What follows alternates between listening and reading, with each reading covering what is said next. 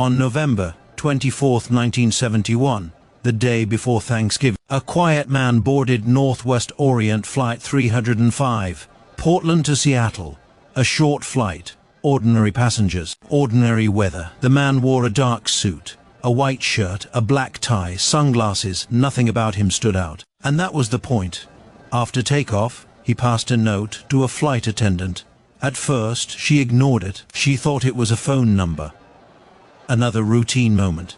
Then she read the words again, "I have a bomb." Inside his briefcase, wires, batteries, red cylinders. He spoke calmly, politely, as if ordering coffee. He demanded $200,000, 4 parachutes, and a fuel truck waiting in Seattle.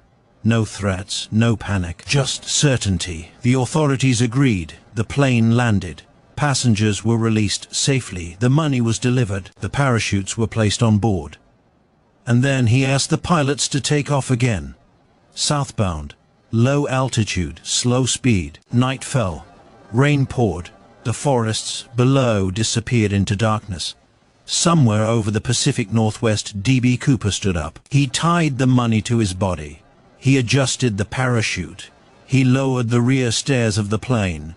And then he jumped into freezing wind, into pitch black sky, into history. No one saw him land. No one heard him fall. Search teams combed mountains. Rivers were dragged. Forests were torn apart. Nothing. Years passed. Only a few bills from the ransom were ever found, buried near a riverbank. Silent. Unexplaining. Nobody. No parachute. No proof of survival. No proof of death. The FBI chased hundreds of suspects, military men, criminals, ordinary citizens. Each theory collapsed. Some believe he died that night, lost to the wilderness. Others believe he survived, changed his name, lived quietly, watching the world debate a man he once was. And so the questions remain. If he died, why was nothing ever found? If he lived, how did he vanish so completely? Was the jump a suicide or a perfectly calculated escape? Did he regret it? Or did he smile every time the story was told? Did he ever spend the money? Or was the jump never about money at all? Was D.B. Cooper a criminal or a man making a statement against the system? History remembers the jump, but it never caught the man.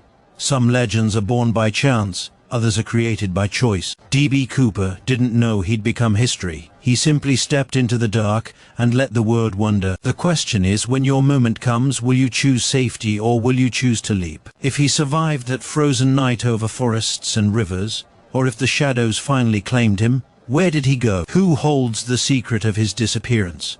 And what would it mean if it were finally revealed? Was it luck, skill, audacity, or something beyond understanding that allowed one man to vanish without a trace? Did he feel fear?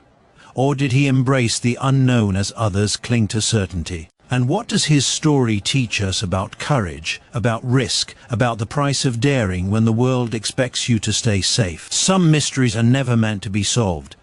Some questions exist to remind us that the boundary between ordinary and extraordinary is crossed by those bold enough to step into the unknown. History remembers the leap. The question is, what will your life dare to attempt?